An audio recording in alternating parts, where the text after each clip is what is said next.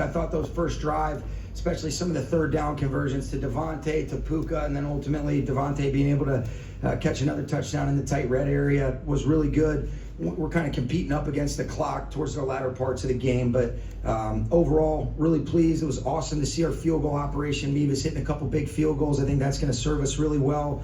And, it was a good, complete team win. Some things that we can clean up just based on kind of how we were playing it, specifically offensively in the second half. But wanted to be able to be smart, kind of keep the clock running. And so love this team. A lot of respect for Coach Bowles and that group. And, we'll move on and start getting ready for the Panthers. Did you consider taking Matthew out in the fourth quarter? We did, maybe so, but we ran it. I knew we were going to only run it. We weren't going to really put him in harm's way. And so there was a possibility of that, but because of the approach, felt like it was kind of going to be similar, I guess, if you will. Coach, your defense was all over the time. Lights out.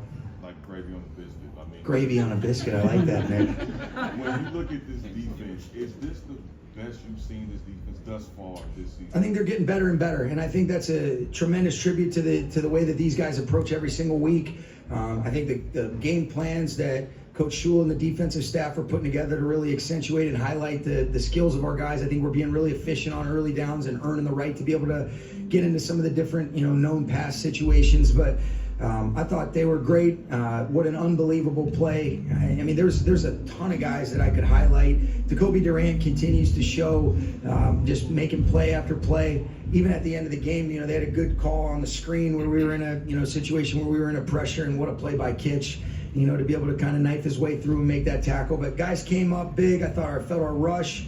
And that's a really tough offense. Hopefully Baker's going to be okay. But really pleased and proud of that group for sure. Sean, every time that for your team to start so well the past 5 games? It's been awesome. We've really talked about starting fast, finishing strong, and when we get leads like that, you are kind of playing up against the clock. But I thought we had total command and control of the football game in the first half, and then really it was about there was a couple things that wanted to be able to have a little bit better momentum offensively, but I got to do a better job for us collectively. But man, it's awesome. I love the way these guys are starting, and we got to continue that because we all know that humility is only a week or a day away. Sean, and yourself, you've been experienced with Matthew Stafford playing at this level for years at this point, but as the person who's connected with him through the game, we see what it looks like.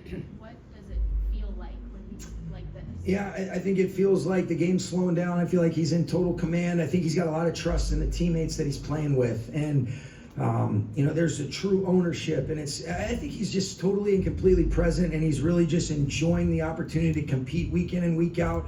Even just when he does the breakdown with the team, he loves being a part of this team. You can feel that. He instills a belief every time that we go out on the field. We feel like good things are going to happen because he's leading the way. And so I think he's getting more and more comfortable with just the skilled players. You could really see, I thought that was on display tonight, but I'm really happy for him. As a cool stat that Artis gave me, 27 touchdowns in a row without an interception, tying Tom.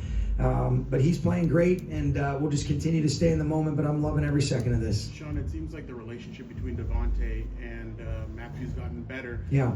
I think 9 out of his 12 touchdowns have been in the last 5 games.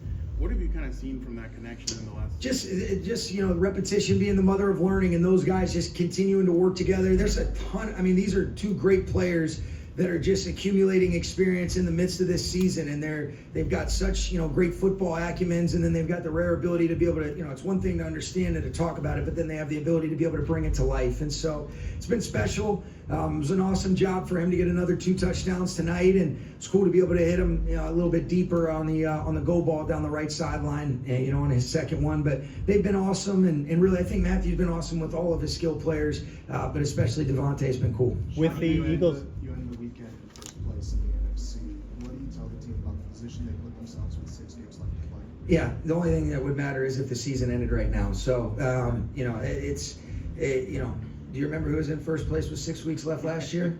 Me either. So, but point I'm making, and I appreciate the question, they've done a great job through 11 games of putting themselves in this position.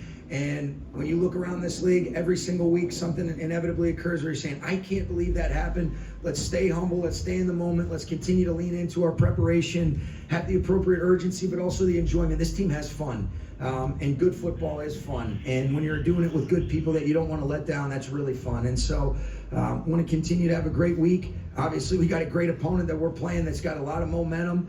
I'll be interested to see how that game goes tomorrow against a division opponent, and then we'll enjoy this week of preparation, and then hopefully bring it to life when we are in Carolina on Sunday. But what does it? You What? mentioned the touchdown streak without an interception. I think it's now 306 pass attempts without an interception. Nice. Longest of his career, longest in the Rams franchise history, longest in the NFL this season. That's something that we really haven't seen since Matthew taking care of the ball, especially with his gunslinger mentality. Why do you think that Well, so low for him? Yeah, I think he's playing. I think he's making great decisions. I think he's got great rapport with his skilled players. I think he's seeing the field really well, and I think he's understanding where are those times and places, because it's not like he's not putting the ball, we're not pushing the ball or doing some different things like that. But I think he's being incredibly smart but aggressive.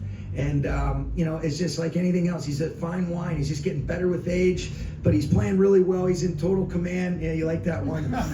So I think he's going to play for about 10 more years now. So it's, but no, he's doing great. I just think he's in command. I think he's got a lot of trust in his teammates. I think there's just a good rapport, and we want to keep stacking them. We've got, another one this week, and we'll try to do a great job of, allowing him to continue to play that way. And I'm really happy for Matthew. Sean, we talked a lot this week about the loss of Quentin Lake, and not to minimize that, but what impressed you the most about the way those guys handled that situation and played tonight? Yeah, McCrary ended up getting his groin a little bit earlier in the game, so he didn't play as many snaps as maybe we thought he would. But Josh Wallace, all he does is just answer the bell. He's so steady, he's so reliable. You don't ever replace a Quentin Lake. I love, Q, our teammate, his teammates love him, his coaches love him. But I think there's an understanding and an appreciation of, all right, let's have great communication, verbally and non-verbally, in the noise. Let's not be anything other than who we are. But I thought the guys played really well collectively. It's the best team sport that there is. That's what you love so much about football. Josh did his part tonight, but I thought our defense as a whole was outstanding. But you don't ever replace Q, and I know he was cheering his ass off, watching these guys, as was Higbee, and it was great to be able to have Rob here. What do Gary didn't say? Obviously a lot can happen. Where are you going with this, between Jerry? now and the end of the season? But what does it mean to have you're in number 1 seed, to have control of your own destiny? No, that's a good thing. What we can control is to have a great week of preparation. You guys know me. It's the coaching cliche, but it's the truth. I think our guys have done such a great job of being totally and completely present. I love the way we've responded from some setbacks. I love the way that we've handled a little bit of success. And, through 11 weeks, I'm proud of them. Now let's see what we can do through 12. Let's see how we handle ourselves tomorrow. Let's continue to stack it, and I'm very confident that we're going to give ourselves the best chance to do that, because I'm betting on the people in that locker room, whether it be our players or our coaches. And there's something to be said about not wanting to let those people down when you love them that much. And I think they're doing some really cool stuff right now, but it's through 11 games. We play 17 total, and all we can control is our 13th this week, or 12th. See, I can't even do the math right. Week 13. Tell you last one. And finally, it is Thanksgiving week. Yeah. So if we told you at the beginning of the year, it would take you up to this week to be thankful and grateful to be in this spot. I mean, what would you say that's like, hey, this is where we want to be, Oh baby. man, you know what? I was thankful way before this week. I'm thankful to be around these people. I'm thankful. There's, we talk about a couple things. We talk about being present, being grateful. Man, I have a lot to be grateful for because of the people that are in my life, and being able to do something that truly fulfills you day in and day out. And what a great challenge it is again this week. But very, very thankful to be a part of this group and being around a bunch of special people. And that's what gives your life some purpose. Thanks, guys.